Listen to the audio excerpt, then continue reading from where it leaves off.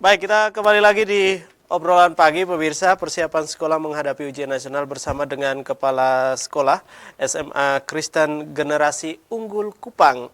Nah, ini kita sudah melihat bagaimana juga ini perkembangan sekolah Kristen Generasi Unggul sekarang ini dengan proses yang memang perubahannya setiap tahunnya. Ini kita bisa lihat bersama juga yang punya buah hati sekarang ini di sekolah generasi unggul Kupang yang ada di Sikumana, Belo ya? Iya, di Belo. Oke, ini soalnya di antara Sikumana dan Belo, betul, ya. dua-duanya ya, supaya jangan ada dusta, kurang lebih seperti itu.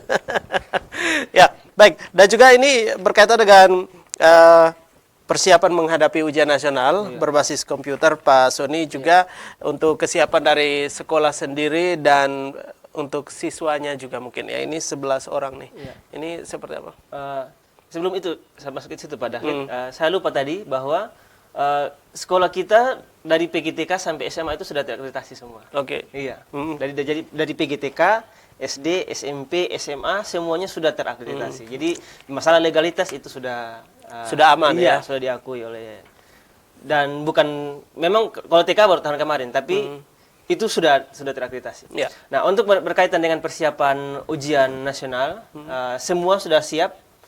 Dari segi sarana prasarana 100% sudah siap. Oke. Nah, ada dua hal yang tidak bisa kami kontrol dalam hal ini. Yang pertama dari segi daya listrik, dalam hal ini oleh PLN.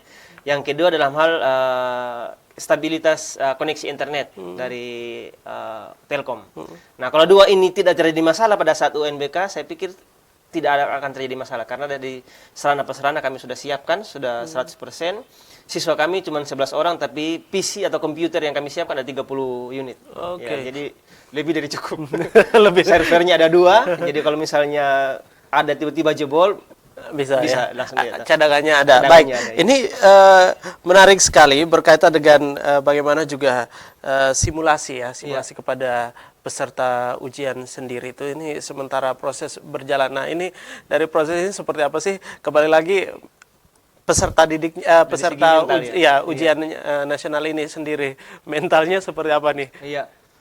Jadi perlu diketahui bahwa 2 hari ini merupakan jadwal simulasi yang disiapkan oleh tim UN dari pusat. Jadi Senin Selasa itu untuk siswa, dan besok akan simulasi untuk guru.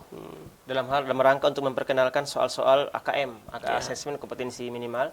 Nah, dari segi persiapan mental,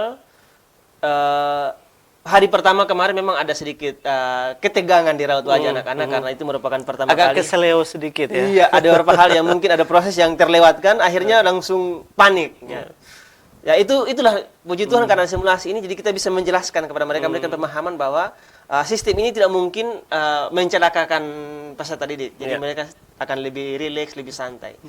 Justru akan mempermudah anak-anak. Justru kalau misalnya pakai pembulatan itu kan ada peluang terjadi kesalahan. Kalau ini tidak mungkin ada kesalahan pengklikan, tidak mungkin. Pasti kalau misalnya salah, ya pasti salah dari anaknya, tidak tahu jawabannya.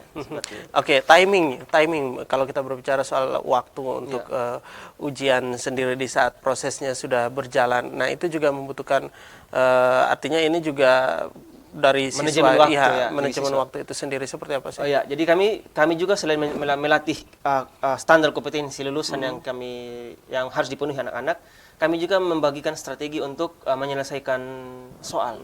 Jadi semua soal UN nanti itu semuanya 120 menit. Tapi ada yang 40 nomor, ada yang 50 nomor. Yang bahasa 50 nomor, sedangkan yang kejuruan itu untuk yang jurusan itu sekitar 40 nomor. Jadi rata-rata satu soal itu bisa 3 menit. Nah, kami sudah membedah soal dari 5 tahun terakhir. Tidak semua satu soal dikerjakan dalam waktu 3 menit. Iya. Memang ada yang lebih dari 3 menit, tapi yang lebih dari 3 menit mungkin cuma 3-4 soal saja. Tapi rata-rata semua di bawah 3 menit untuk selesai dikerjakan. Jadi dari segi time management kami juga mengajarkan kepada mereka bahwa jangan terlalu berfokus kepada soal-soal yang sukar atau sulit. Walaupun sepertinya jawabannya sudah dekat nih.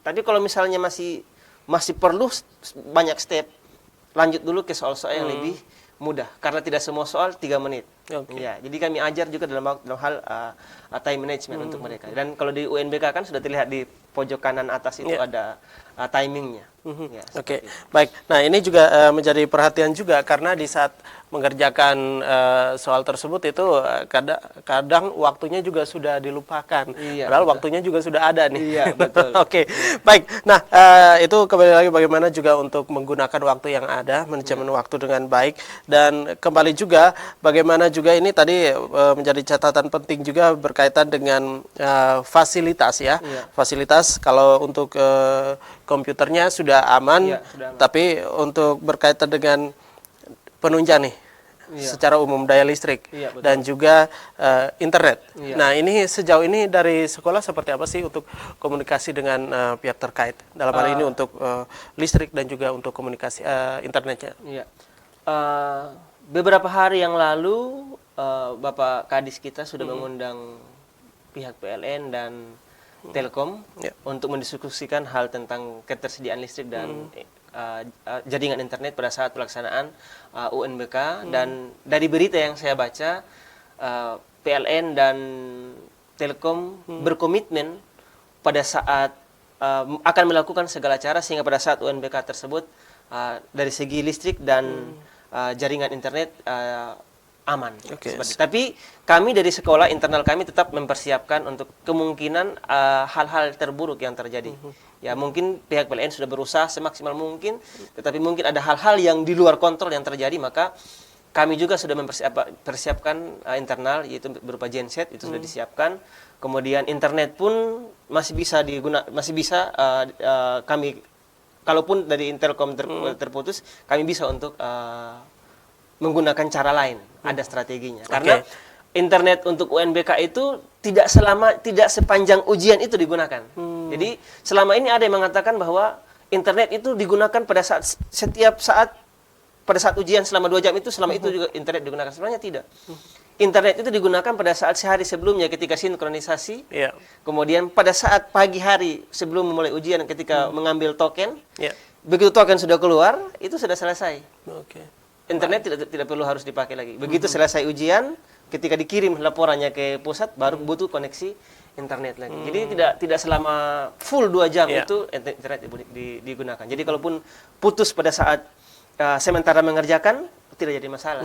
Nah, dari pembelajaran ini untuk yang tahun-tahun sebelumnya seperti apa sih untuk proses ujian nasionalnya di SMA Kristen Generasi Unggul? Ya. Tahun ini merupakan tahun ketiga kami melaksanakan UNBK, dan sampai saat ini selama 2 sebelumnya itu yang namanya koneksi internet putus belum pernah terjadi. Kemudian yang listrik padam juga tidak pernah terjadi. Ya, jadi saya juga optimis untuk tahun ini PLN tidak mungkin listrik tidak mungkin tidak pasti akan lancar, kemudian Telkom internet juga pasti akan lancar. Jadi mungkin di waktu itu atau di tanggal-tanggal tersebut itu untuk proses ujian nasionalnya itu prioritasnya mungkin dari pihak yang pemangku kepentingan yang di sana untuk prioritasnya di sekolah yang melaksanakan ujian. Ya.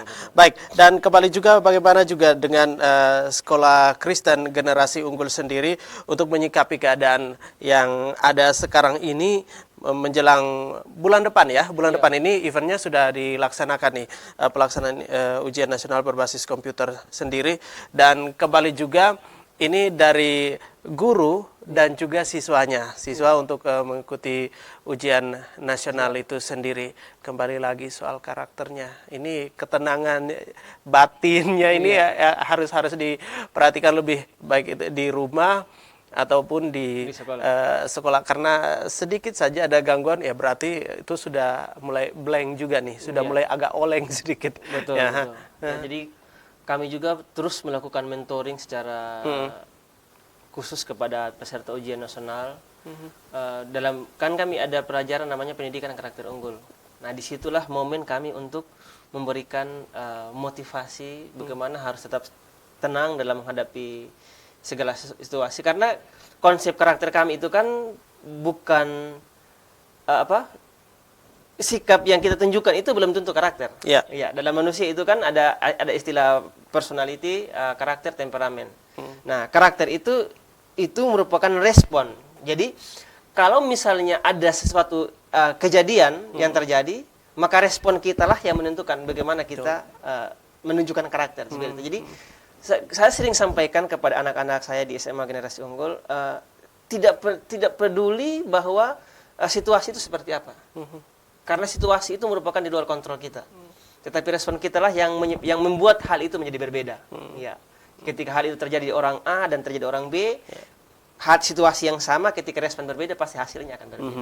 Oke. Dan juga nanti kita juga mau tahu ini target kelulusannya ya maksudnya 100% juga nih untuk 11 untuk semuanya harus kalau bisa semuanya ya. Dan diharapkan juga semuanya 100%. Dan juga untuk kelanjutannya kedepannya dari Sekolah Generasi Unggul sendiri, bagaimana juga untuk menciptakan siswa-siswanya yang berprestasi dan juga sekolah sendiri nih, dari sekolah sendiri. Kalau siswanya berprestasi, tentunya juga kebanggaan juga dari sekolah itu sendiri. Nanti kita mau lebih dekat lagi, Pak Sony jangan beranjak dulu. Ini kayaknya jadwal padat juga nih. Untuk Anda juga pemirsa, nanti kami kembali lagi tetap di obrolan pagi.